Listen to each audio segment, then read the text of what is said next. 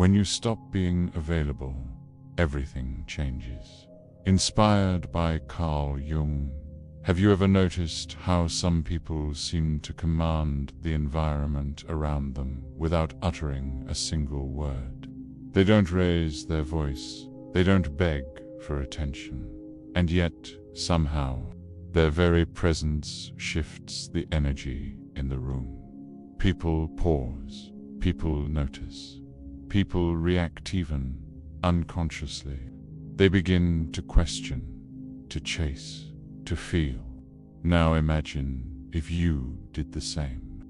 What would happen if, for once, you stopped reacting immediately to every ping, every emotional tug, every demand placed upon you?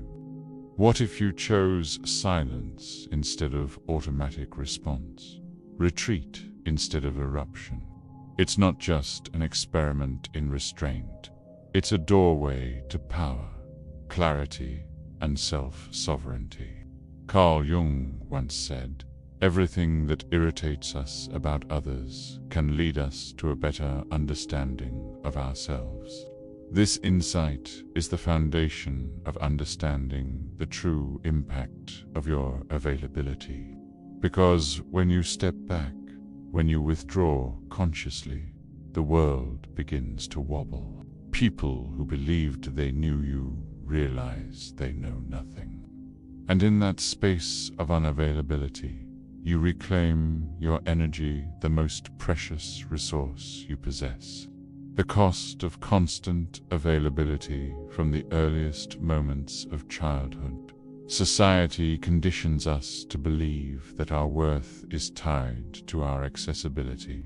Respond quickly, always say yes, never disappoint, seek approval, avoid conflict.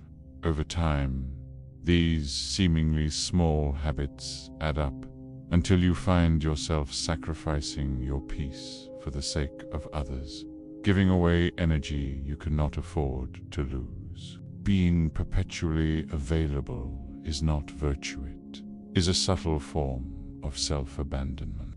Every forced yes, every immediate response, every emotional reaction drains a fragment of your inner strength. And what remains at the end of the day?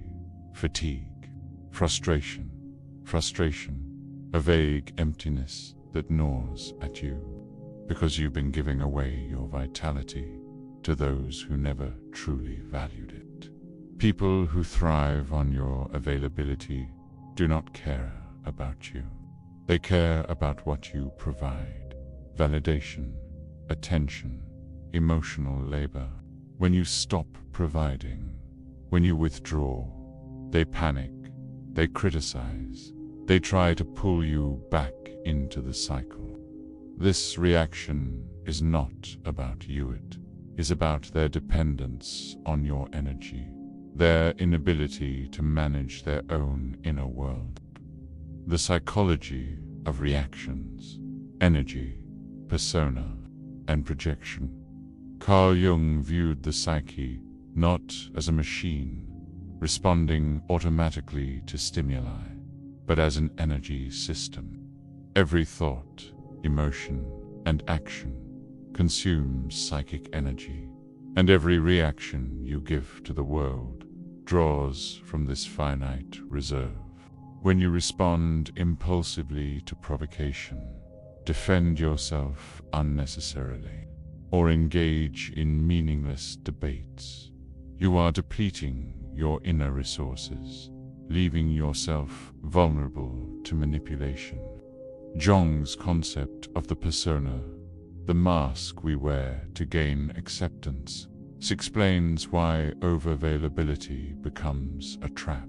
You respond, justify, and explain yourself because you feel obligated to maintain an image, to be good, helpful, or acceptable.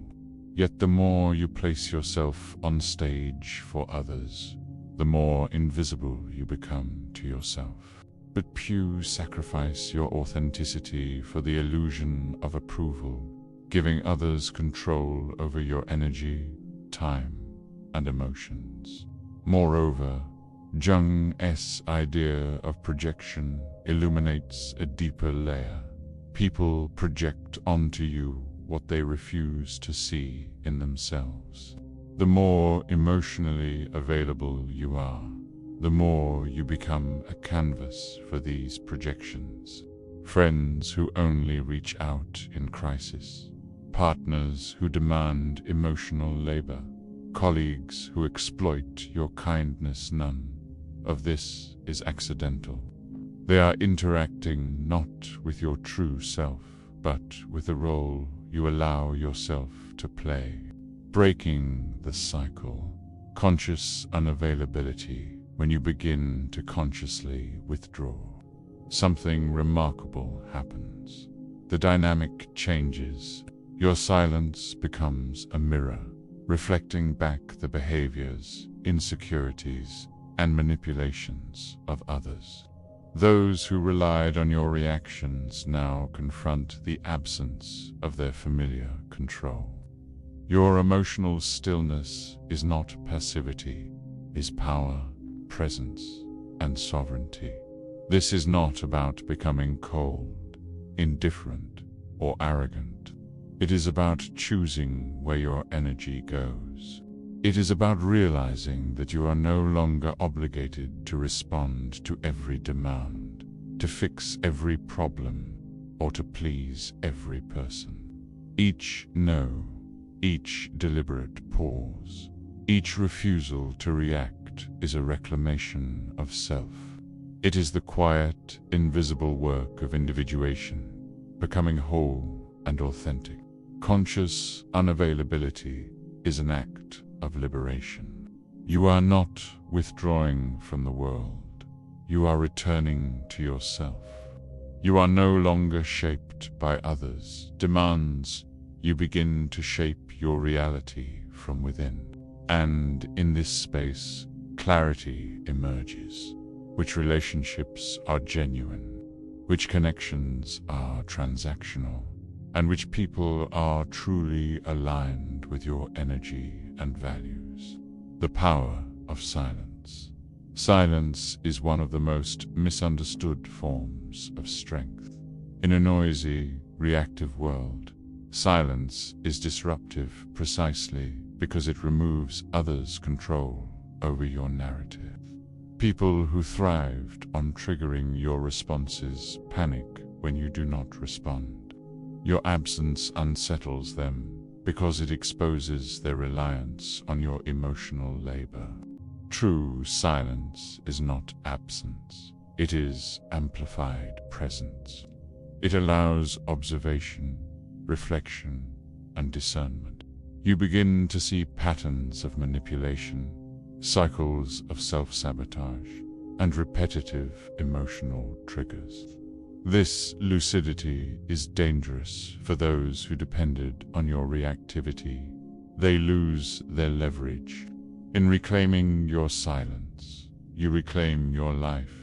Jung emphasized that individuation, the process of becoming fully oneself, requires distancing from the collective, from projections, from habitual patterns of reaction. Only in this intentional withdrawal can you listen to your own voice, untangled from the expectations and demands of others. The price of sovereignty. Conscious unavailability is not comfortable at first. People will misunderstand you. Friends, family, and colleagues who relied on your constant presence may distance themselves.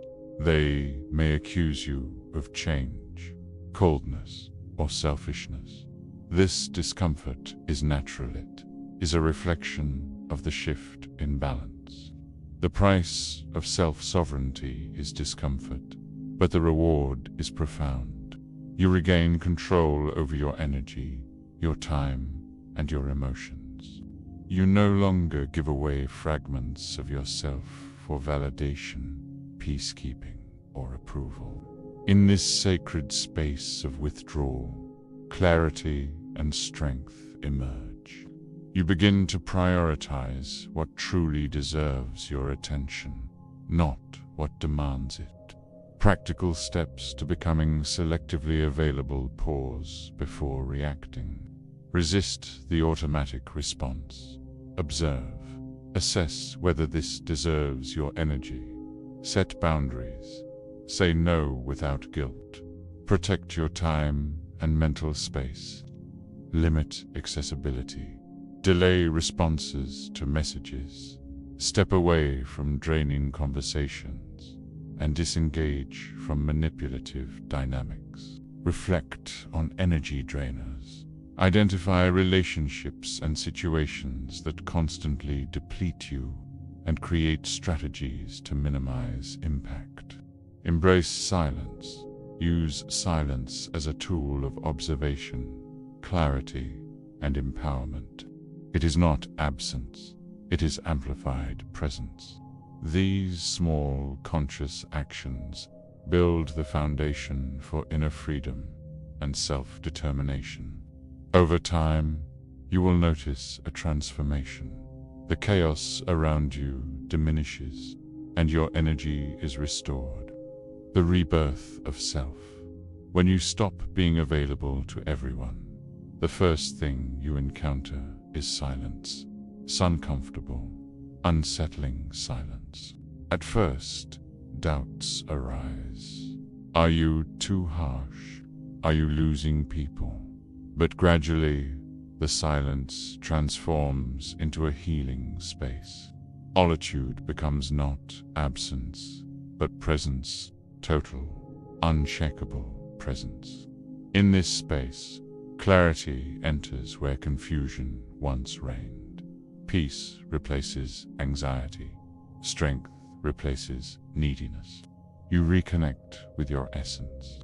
You begin to live aligned with your truth, not the demands of others.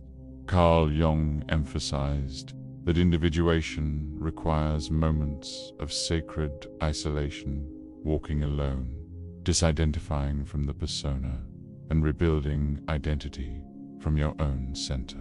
This is precisely what happens when you become consciously unavailable. You are not fleeing life, you are returning to yourself. The transformation from reactor to creator. The people who feel uncomfortable with your absence reveal their true intentions. They never wanted you. They wanted the version of you that served them. And now you no longer fit that mold. You are liberated.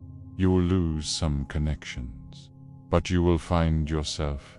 You will become misunderstood, but finally, you will be respected. When you stop being available for emotional crumbs, mind games, and superficial attachments, you become rare, valuable, and unforgettable.